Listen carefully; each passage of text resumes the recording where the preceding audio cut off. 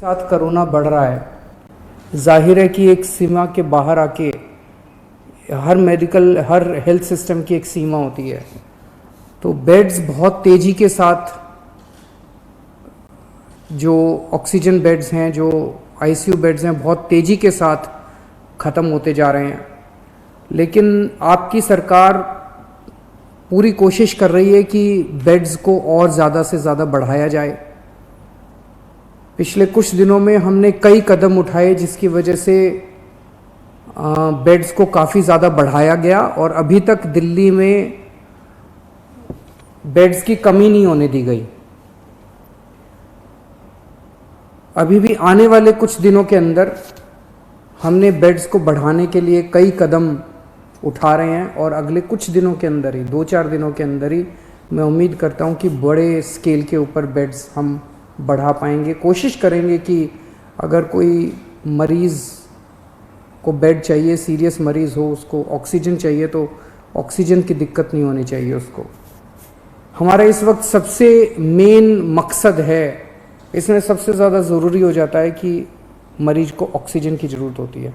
तो हम जितने ज़्यादा से ज़्यादा बेड्स क्रिएट कर रहे हैं, हम कोशिश कर रहे हैं कि उनको ऑक्सीजन बेड्स बनाया जाए ताकि एक लेवल के सीरियस मरीजों को उसके ऊपर इलाज किया जा सके। तो यमुना स्पोर्ट्स कॉम्प्लेक्स में और कॉमनवेल्थ गेम्स में लगभग 1300 ऑक्सीजन बेड्स का इंतज़ाम किया जा रहा है। राधा स्वामी सत्संग ब्यास में शुरू में अभी 2500 बेड्स का इंतज़ाम कर रहे हैं और उसके तुरंत बाद फिर 2500 बेड्स का और इंतज़ाम करेंगे। जो अभी कुछ दिन पहले मैं जब आपके सम्मुख आया था, मैंने बताया था कि किस तरह से होटल्स को, बैंक्वेट हॉल्स को हॉस्पिटल्स के साथ अटैच किया जा रहा है।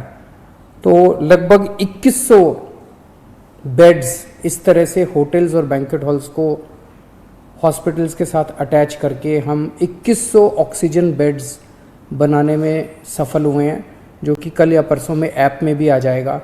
और वो ओवरऑल हॉस्पिटल की निगरानी में होंगे। जो भी बैंक्वेट हॉल में और होटल में उनका इलाज हो रहा होगा तो वो हॉस्पिटल की निगरानी में होंगे, तो एक तरह से हॉस्पिटल का हिस्सा होंगे।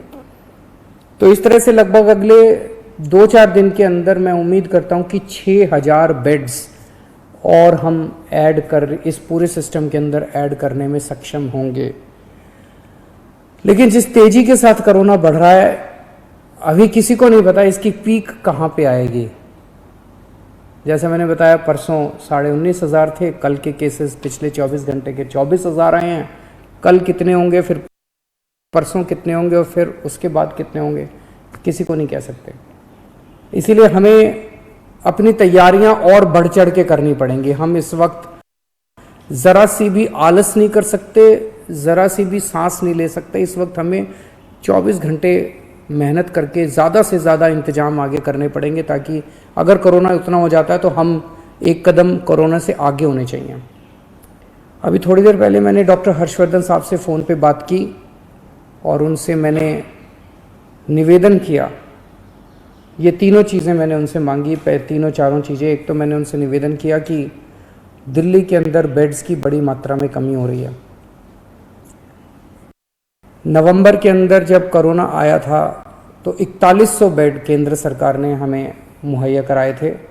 इस वक्त केवल 1800 बेड दिए हैं, जबकि ये वाली वेव पिछले वाली वेव से 3 गुना ज़्यादा घातक अभी तक, उसमें 8500 केस पीक पे आए थे, हम 24,000 पे पहुंच चुके हैं। तो उनसे मैंने निवेदन किया, केंद्र सरकार के लगभग 10,000 बेड्स हैं दिल्ली में, इसमें से कम 50% बेड्स कोरोना के लिए रिजर्व किए जाएं। जैसे अगर मैं बताऊं, जो मेन ऑल इंडिया मेडिकल है उसमें 1162 बेड्स हैं टोटल, उसमें से केवल 23 बेड्स कोरोना के लिए रिजर्व किए गए हैं। सफदरजंग हॉस्पिटल है, उसमें 2900 बेड्स हैं टोटल, उसमें से केवल 204 बेड्स कोरोना के लिए रिजर्व किए गए। तो मेरा एक उनसे निवेदन था कि कम से कम 50% बेड्स कोरोना के लिए अगर रिज़र्व किए जाएं तो एकदम से 3-4 हज़ार बेड्स एक्स्ट्रा कोरोना के मरीज़ों को मिल सकते हैं और उसी तरह से आईसीयू के अंदर भी बेड्स दिए जाएं। दूसरा, उनको मैंने बताया कि किस तरह से दिल्ली के अंदर ऑक्सीजन की कमी हो रही है। अगर ऑक्सीजन की तुरंत सप्लाई दिल्ली में की जाए और प्राइवेट हॉस्पिटल्स में आज मुझे बताया गया है कि ज़्यादा कमी हो रही है, तो अगर ऑक्सीजन की सप्लाई तुरंत करवा दी जाए। और तीसरा मैंने उनको बताया कि रेमडेसिविर और टोसिलिजुमैब की काफ़ी किल्लत हो रही है, अगर वो मुहैया कराई जा सके। हमें केंद्र सरकार से हमेशा कोरोना की लड़ाई के दौरान मदद मिली है और मैं पूरी उम्मीद करता हूं कि इस बार भी केंद्र सरकार दिल्ली में हमें पूरी मदद मिलेगी। ये भी सामने ऐसी खबरें आई हैं कि ये कुछ दवाइयाँ जिनकी शॉर्टेज हो रही है, इसकी शायद कभी ब्लैक मार्केटिंग ना हो रही हो, होर्डिंग ना हो रही हो। तो आज अफसरों की मीटिंग में सख्त निर्देश दिए गए हैं कि उनके ऊपर रेड मार के और सख्त से सख्त कार्रवाई की जाए अगर कोई भी इन दवाइयों की होर्डिंग या ब्लैक मार्केटिंग करते हुए पाया जाता है। तो एक शिकायत ये आ रही है और ये सही भी है कि टेस्ट्स में अचानक दिल्ली के अंदर, दिल्ली देश में अकेला शहर था जहाँ 24 घंटे में टेस्ट के रिजल्ट आया करते थे। पिछले कुछ दिनों से 3-3, 4-4 दिन लग रहे हैं टेस्ट्स में, ये शिकायतें आ रही हैं। और उसका कारण ये है कि कुछ लैब्स ने अपनी कैपेसिटी से ज़्यादा सैंपल उठाने चालू कर दिए हैं।